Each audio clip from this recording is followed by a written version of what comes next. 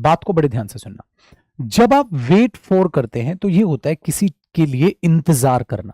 तो उसने क्या किया, वेट फॉर आशा आपने लिख दिया, इंतजार कर रहे हो क्या करने के लिए, तो वहां आपको एक एक्शन रिप्रेजेंट करना है। और बात को बड़े ध्यान से सुनना, आपका सबका आंसर ये आ गया, ठीक है, इसका रीजन जान लो बेटा, वरना जिस दिन ढंग के क्वेश्चन में फंसोगे ना, उस दिन ये चीज जो आपकी गड़बड़ा जाएगी।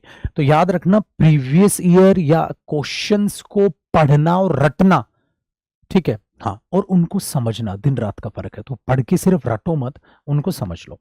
हमेशा क्या होता है, जब कभी भी आप 4+ing का यूज करते हैं तो ऐसा नहीं है कि नहीं हो सकता, बिल्कुल हो सकता है, हो सकता है। लेकिन इसका मतलब क्या होता है, किसी कारण का, उस किसी काम के होने का कारण बताना। जैसे मैंने नहीं आपको क्लास में समझाया था, he was sent to jail, उसको जेल भेज दी गई।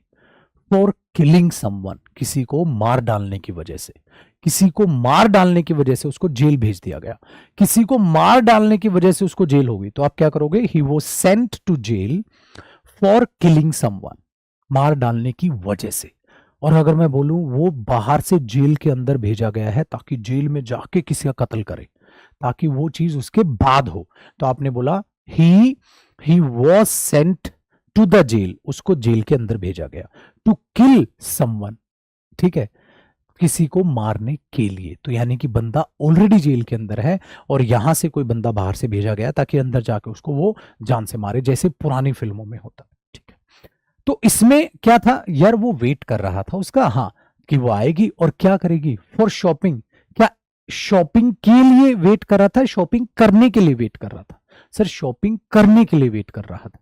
ये बात होती है लॉजिकल।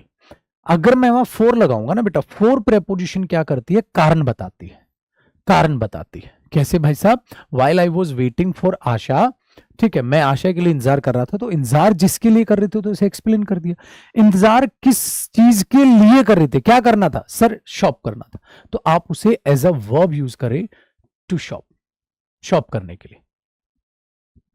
तो इस चीज को ध्यान रखना, तो उसे 4+ing आप यूज नहीं कर सकते, तो बहुत गलत हो जाएगा, ठीक है, नॉनसेंस हो जाएगा।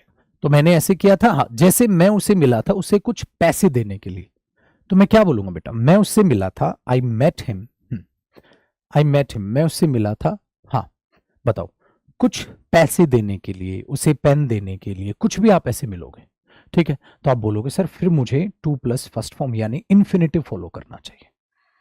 समझ आया? 4+ing, उसको ing 4 को प्रेपोजिशन और उसको जिरिंड बना के नहीं। ये बहुत अच्छा क्वेश्चन है भाई।